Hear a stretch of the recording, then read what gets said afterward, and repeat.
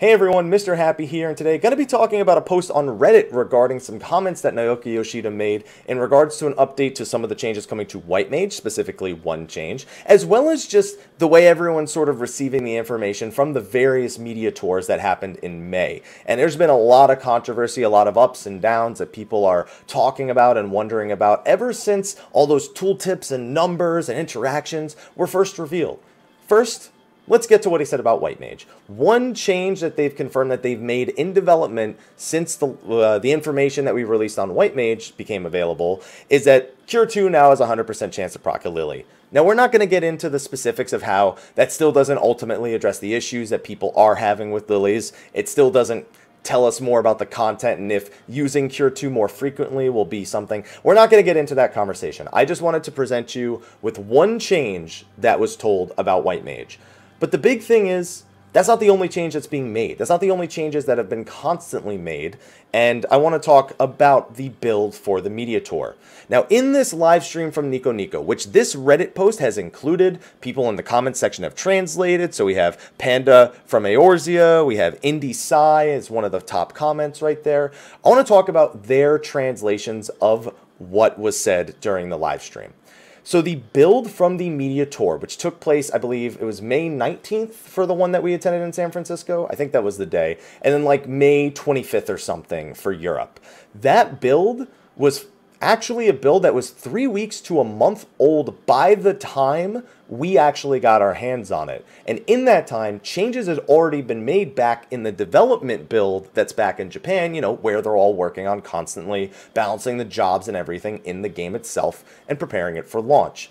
I'm going to just describe this. This is something that's not abnormal. Whenever you want to present a build for an event, whether it's a PAX or an E3 or any sort of real social or media event at all, you're going to finalize the build several weeks or several months even in some cases in advance, and then make no changes to the build that you're going to be presenting in particular. You still continue to make changes on the development side of things, but you need this build to be done weeks in advance to make sure it's stable and presentable, and you have it on all the computers that you need it on, etc., etc. So it's really not that big of a surprise that the stuff that we got to tell you at the Media Tour was not 100% accurate, whether it be because of tooltips or just straight up because it's still in development. I feel like there's one key thing that people have just sort of ignored when it comes to all this Media Tour stuff.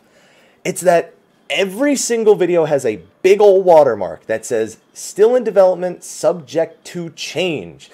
It was subject to change before we even got to play it, and it's undergone changes that we don't even know about yet other than this Lily thing with the White Mages. And I just want people to understand that things you like, things you don't like, ultimately are still subject to change. 10 potency, that Monk lost all the abilities, maybe that wasn't there anymore. I'd like to point out that even between the job action video and the build we played, in the job action video, Monks had a 100% chance to get a chakra stack every time they crit. Boot shine both times, 100%, gave them a chakra stack. Every weapon skill from the allies was automatically giving him chakra stacks.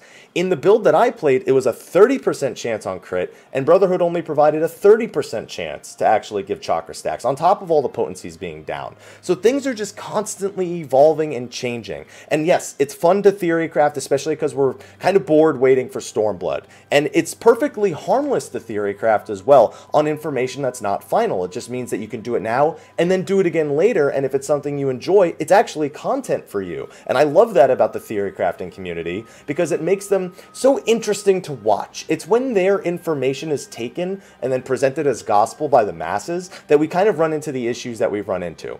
Now, again, I said I'm not going to get into a White Mage discussion about, you know, this change and the Lily system. The discussions just happen so much, I'm kind of tired of it because we still need to ultimately wait until we get a final product. And I'm glad to see people presenting feedback on the official forums from what we did get to play, because even if they had already made changes to White Mage, it is a step forward for them to then take that feedback based on their ideas and the concept of Lilies and the concept of White Mage and make sure that they feed that into the development process before early access actually begins. This is why I want a test realm, by the way, not for raids, just for job changes and stuff like that. That's why I want one of those.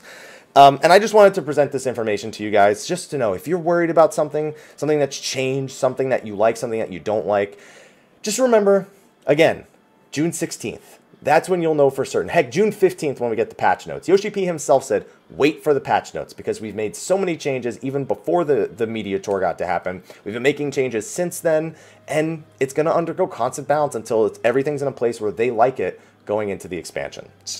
So, excuse me, choked on my saliva a little bit there. I just wanted to present that information to you, kind of use this Reddit post as background. I'll include it in the description of the video. So those of you who can translate, maybe want to add some stuff in the YouTube section, read through some of the comments yourself, participate in some of the discussion. I'll make sure that you guys have quick access to that. But I just want to get this out there for you guys so you kind of have an idea of where I stand with the media tour information, where I stand with the White Mage change that was placed right here. And, you know, hopefully everyone's happy. And if anyone's not happy on June 16th, then expect to be happy by 4.1. Because we all know what happened to Astro and Machinist over the time, where they were underpowered and how they were buffed, and then Bard was buffed, and they buff things. Okay, that's ultimately what I think we can take out of all of this. So don't be too concerned. That's a constant back and forth battle.